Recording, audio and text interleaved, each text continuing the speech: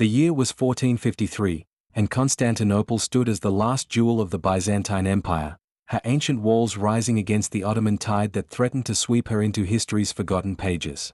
Among the thousands who defended those walls were two souls whose story would be whispered for generations, not for their deaths, but for how fiercely they lived. Part 1. The Meeting. Captain Alexios Komnenos checked his sword for the third time that morning. The leather grip felt familiar in his calloused hand, worn smooth by years of service. At 28, he was young for his rank, but the scar that cut across his left cheek and the steel in his grey eyes told anyone who looked that he'd earned every promotion through blood and courage. "The Emperor has assigned additional archers to our section," his lieutenant informed him. "They say one of them is unusual." Before Alexios could ask what that meant, he heard it, a voice giving commands in the courtyard below. A woman's voice, clear and authoritative, cutting through the morning chaos like a blade through silk. He descended the stone steps and stopped short. She stood among a group of male archers, demonstrating the proper draw technique. Her dark hair was bound tightly at her neck, and she wore the same leather and mail as her companions, but there was no mistaking her. What struck Alexios wasn't her beauty, though she was striking, with fierce dark eyes and strong features, but the way the men around her listened. They didn't humor her. They respected her. "You must be Captain Komnenos," she said, noticing him. She didn't bow or lower her eyes as most women would have. Instead, she met his gaze directly. "I am Theodora Doukas. My archers are ready for your command." "Doukas?" Alexios repeated. The name belonged to one of Constantinople's noble families. How does a noblewoman come to lead archers? Her jaw tightened. "My father believed daughters should be as capable as sons. He taught me to ride, to shoot, to fight. When he fell defending these walls 3 months ago, I took up his bow." She paused, and for just a moment, grief flickered across her face like shadow. "I will not dishonor his memory by hiding in some inner chamber while braver souls defend our city." Alexios had heard of her father, a respected general. Looking at Theodora now, at the determined set of her shoulders and the readiness in her stance, he understood why the emperor had allowed this unconventional arrangement. "Then welcome to the Theodosian walls, Theodora Doukas," he said formally. "We are glad to have every skilled archer we can get. The Sultan's army grows larger by the day." She nodded once, sharp and military. "Where do you need us?" As Alexios showed her the defensive positions, explaining the weak points and likely attack routes, he found himself impressed. She asked intelligent questions, understood strategy, and when she climbed to inspect the wall's height, she moved with the confidence of someone who'd spent years training her body for war. "You're staring, Captain," she said without turning around, a hint of amusement in her voice. Alexios felt heat rise to his face, something that hadn't happened since he was a boy. "I was merely assessing your tactical position." "Of course you were." Now she did turn, and the ghost of a smile played at her lips. "I'm sure it had nothing to do with being surprised that a woman can climb walls without fainting." "I've seen enough battles to know that courage has no gender," Alexios replied. "But yes, I'll admit, you're not what I expected." "Good," Theodora said, her smile fading into something more serious. "Expectations can be deadly in war. Always assume your enemy will do the unexpected." She was right, of course. And as the Ottoman siege engines began their daily bombardment, filling the air with the thunder of stone against stone, Alexios realized that Theodora Doukas was going to be a formidable addition to his forces. What he didn't realize yet was that she would become much more than that. Part 2. Forged in Fire. The bombardment lasted 7 hours that first day. Theodora and her archers held their position on the outer wall, picking off enemy scouts who ventured too close. Alexios watched her from his command post, noting how she never flinched when the massive stone projectiles struck nearby, sending splinters of ancient masonry into the air. When darkness finally fell and the Ottoman forces withdrew to their camps, Alexios found Theodora checking her arrows by torchlight, replacing damaged shafts and straightening bent fletching. "Your archers performed well today," he said. "They're good men," she replied, not looking up from her work. "They fight for their families, their faith, their city. That makes them dangerous." "And what do you fight for, Theodora Doukas?" Now she did look up, and in the flickering torchlight, her eyes seemed to hold both fire and sorrow. "I fight because my father can't. Because my younger brother is only 12 and shouldn't have to. Because someone must stand on these walls, and I can hold a bow as steady as any man. She paused. And because I refuse to live as a slave in my own city. The Ottomans may be at our gates, but they will not find us cowering. Alexios nodded slowly. Your father would be proud. Perhaps, Theodora said softly. Or perhaps he'd tell me I'm being foolish, throwing my life away on walls that may not hold another month. She set down her arrow and looked at him directly. Do you think we can win, Captain? Truly? It was the question everyone asked in whispers, but no one dared speak aloud. Alexios considered lying, offering comfortable words. But something about Theodora's direct gaze demanded honesty. I think, he said carefully, that we fight for more than victory. We fight for how we'll be remembered. For whether future generations will say that when darkness came, we stood tall and unafraid. The walls may fall, Theodora, but our courage doesn't have to. She was quiet for a long moment, then nodded. That's a better answer than I expected. Most commanders would have given me false hope or told me not to worry about such things. You're not someone who can be comforted with lies, Alexios observed. No, she agreed. I'm not. From that night forward, they began to talk regularly. At first, it was purely military, discussing tactics, sharing observations about Ottoman movements, planning defensive strategies. But gradually, as days became weeks and the siege ground on, their conversations deepened. Alexios learned that Theodora had loved learning as a child, that her father had hired tutors to teach her Greek philosophy and Roman history alongside her brothers. She learned that Alexios had been a soldier since age 15, that he'd fought in a dozen campaigns across the empire, that he'd never married because he couldn't imagine asking a woman to wait while he marched toward death. That's remarkably arrogant, Theodora told him one evening as they shared bread and wine on the ramparts. Assuming no woman would be brave enough to face that uncertainty. Is it arrogant? Or just honest? Both, she said, tearing off a piece of bread. You assume your death is certain. You assume a woman couldn't handle that possibility. And you assume that being a soldier means being alone. She met his eyes. My mother loved my father for 30 years, knowing every morning that he might not return. Love doesn't make us weaker, Captain. Sometimes it's what makes us strong enough to keep fighting. Alexios had no answer for that. But her words stayed with him through the long nights of watch duty, echoing in his mind like cathedral bells. Part 3. The Trial. The Ottoman assault came at dawn on a Tuesday in late April. Not the usual probing attacks or bombardment, but a full-scale assault across multiple sections of the wall.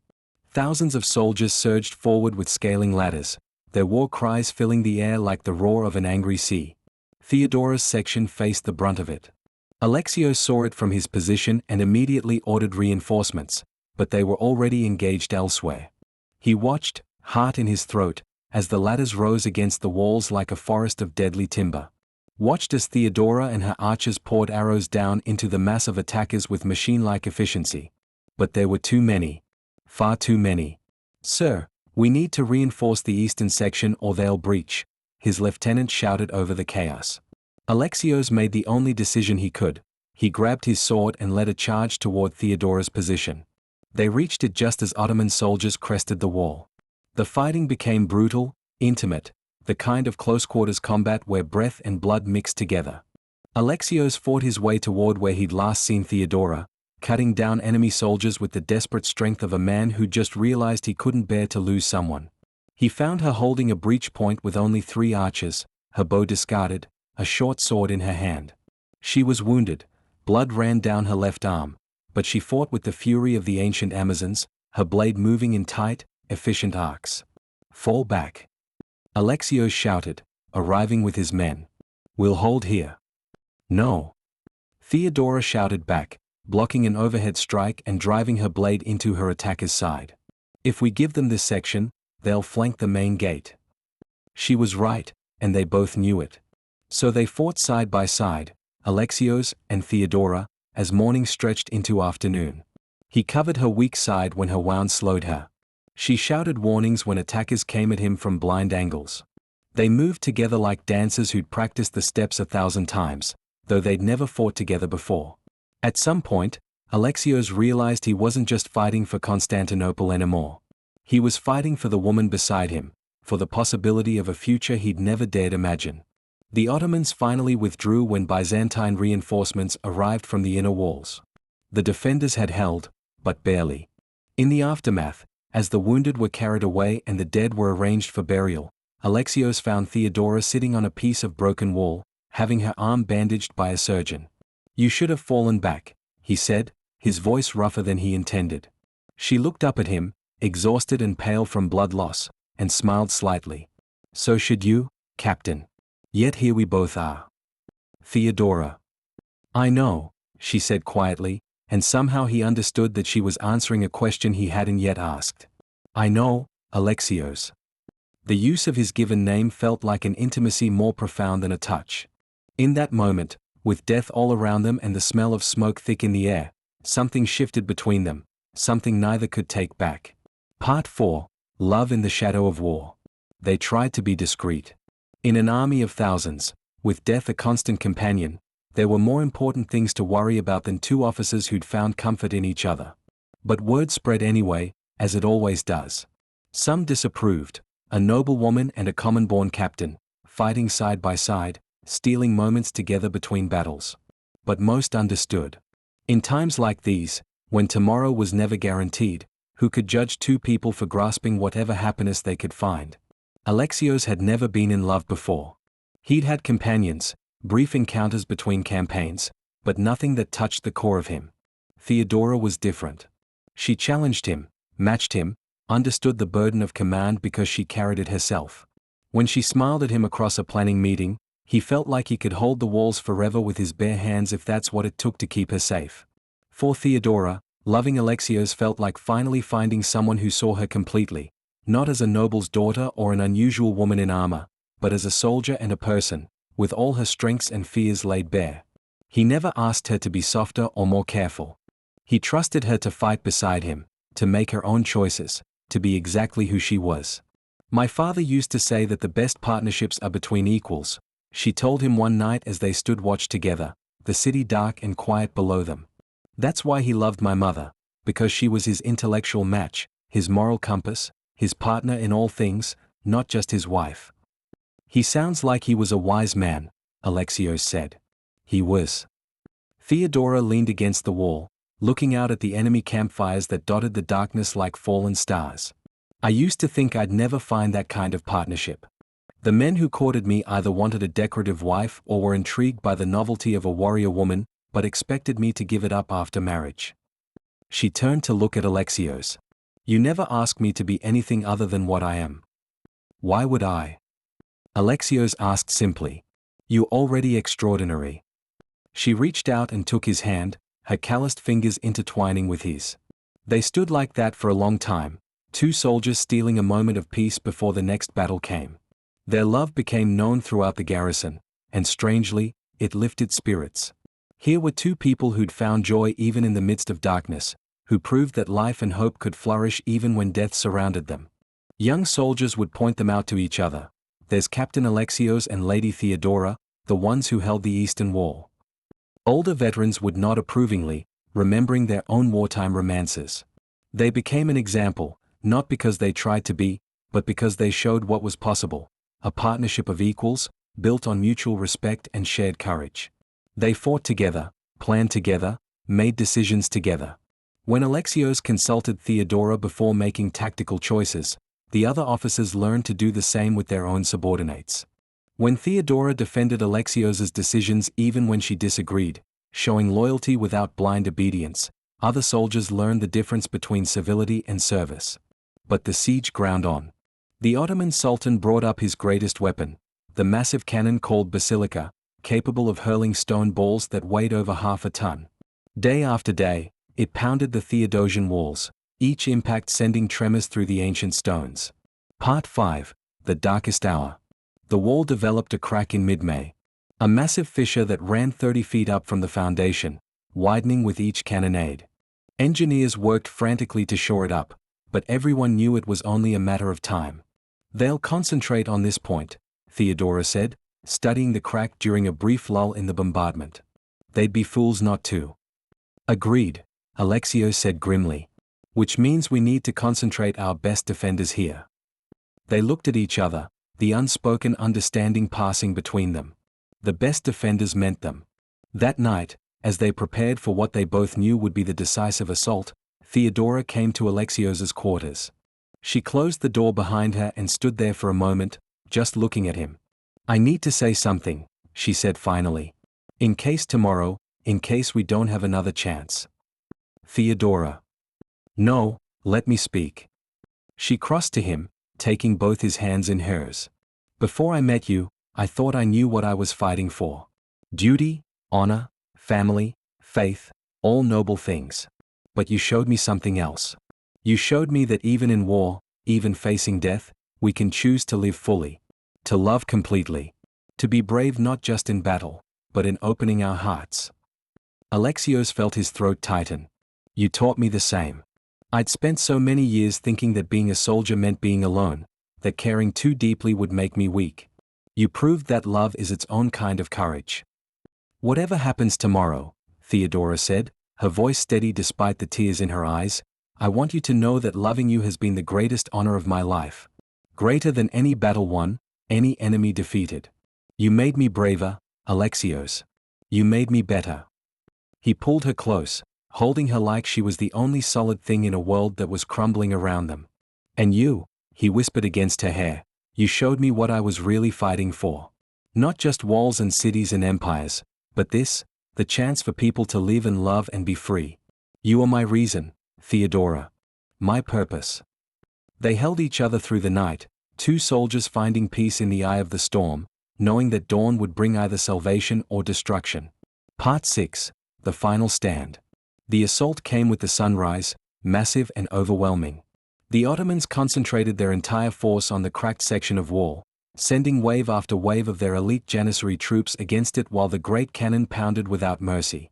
Alexios and Theodora fought at the center of the defense, their soldiers rallying around them. 4 hours they held, pushing back ladders, repelling borders, refusing to yield even a foot of ground. Theodora had returned to her bow, her arrows finding targets with deadly precision. Alexios commanded the melee fighters, his sword rising and falling in a rhythm as old as warfare itself. The crack in the wall widened. Stones began to fall. And still they held. Sir, one of Alexios's lieutenants shouted. The wall is failing. We need to fall back to the inner defenses. No. Alexios roared back. If this section falls, they'll flood into the city. We hold here.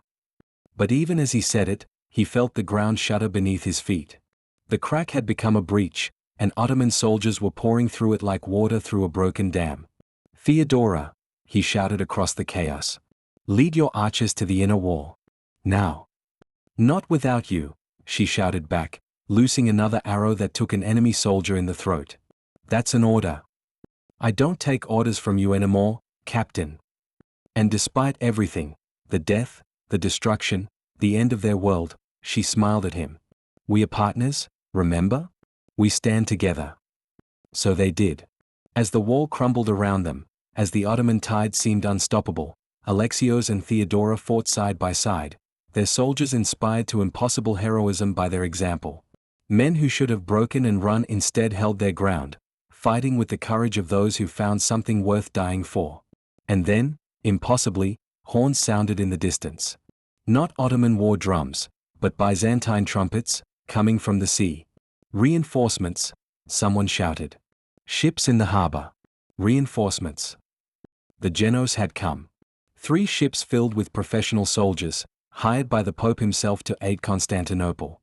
They crashed into the Ottoman flank like a hammer, throwing the assault into chaos. The moment of distraction was all they needed. Alexios rallied his forces for a counterattack, driving the enemy back from the breach. Theodora and her archers provided covering fire, their arrows creating a deadly curtain that the Ottomans couldn't penetrate. Slowly, impossibly, they pushed the enemy back. Back through the breach, back from the walls, back to their siege lines. As the Ottoman forces withdrew to regroup, an exhausted cheer went up from the defenders. They'd held. Against all odds, they'd held.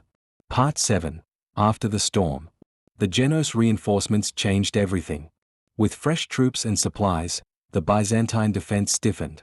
The Ottoman Sultan, facing the approaching winter and supply problems of his own, agreed to a truce. The siege was lifted. Constantinople would stand, at least for now. In the days after the battle, as the city celebrated its deliverance and mourned its dead, Alexios and Theodora found themselves standing once again on the repaired section of wall where they'd fought together. "We did it," Theodora said wonderingly. "We actually held them." "You sound surprised." "I am," she admitted.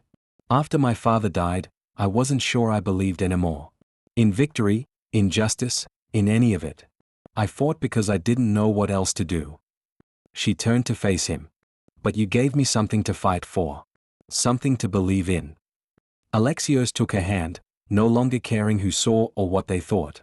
"I've been offered a promotion," he said. "Commander of the entire eastern defenses. It comes with lands, title, income." "That's wonderful," Theodora said, though something in her voice was careful. "I accept it on one condition," Alexios continued. "That I be allowed to choose my own second in command. Someone who understands strategy, who's proven themselves in battle, who the soldiers trust and respect." Understanding dawned in Theodora's eyes. "Alexios. Will you serve with me, Theodora Doukas? Not as a subordinate, but as a true partner? In command, in life, in everything." She laughed, and it was the sound of joy breaking through after a long darkness. "Are you asking me to marry you, Captain? I'm asking if you'll share your life with someone who finally understands that being a soldier doesn't mean being alone. That love doesn't make us weaker, it makes us strong enough to keep fighting when everything else says to give up." He squeezed her hand. "I'm asking if you'll be my partner, my equal, my reason for fighting, not just to survive, but to build something worth surviving for." Theodora's answer was to kiss him, there on the walls where they'd fought together, where they'd proven that courage and love could coexist, that partnerships of equals could change the world. The soldiers who saw them cheered, not because a captain had found himself a bride, but because two warriors had found each other. Because love had triumphed even in the darkest of times. Because they'd been shown what was possible when people stood together as true partners. Epilogue: The Legacy. Years later, long after the siege became a story told to children, people would still speak of Captain Alexios and Lady Theodora. Not just as warriors who helped save Constantinople, but as something more, a model of what love could be when it was built on respect, equality, and shared courage. Theodora never stopped being a soldier. She commanded troops alongside her husband, advised the emperor on strategy, and trained a generation of young warriors, both men and women, in the art of war and leadership. When nobles complained that it was unseemly for a married woman to bear arms, the emperor himself defended her, pointing out that Constantinople might have fallen without her. Alexios never stopped learning from his wife. He created mixed-gender units in his command, recognizing talent and courage wherever he found it. His forces became famous not just for their effectiveness, but for their loyalty, soldiers who fought not just from duty, but from belief in a commander who treated them as valued partners rather than expendable tools. Together, they had 3 children, 2 daughters and a son, and raised them all to be warriors and scholars, teaching them that true strength came from the mind and heart as much as the sword arm. Their eldest daughter would become a general herself, commanding troops in defense of the empire. Their son became a noted philosopher and historian, writing treatises on military ethics and the nature of courage. Their youngest daughter married a Genos merchant, forging ties between Constantinople and the West that would last for generations. But perhaps their greatest legacy wasn't in the battles they won or the children they raised, but in the example they set. They showed that love between equals could flourish even in the harshest conditions. That respect and partnership made people stronger, not weaker. That women could be warriors and men could be partners, and neither role diminished the other. Young couples throughout the empire would point to them and say, "That's what we want to build, a partnership like theirs, where both people are valued, where courage and compassion aren't opposites, where love makes us braver rather than more afraid." And in the quiet moments, when they were alone together on those same walls where they'd fought and fallen in love, Alexios and Theodora would look out over the city they'd saved and know that they'd found something even more precious than victory. They'd found each other. They'd proven that even in the darkest times, when empires crumbled and walls fell, 2 people who chose to stand together as equals could change the world. And their love, built on respect and shared courage, would echo through the centuries, a reminder that the greatest strength comes not from standing alone, but from standing together.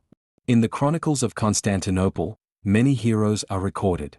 But none shine brighter than those two souls who proved that love and courage are not separate virtues, but two sides of the same coin.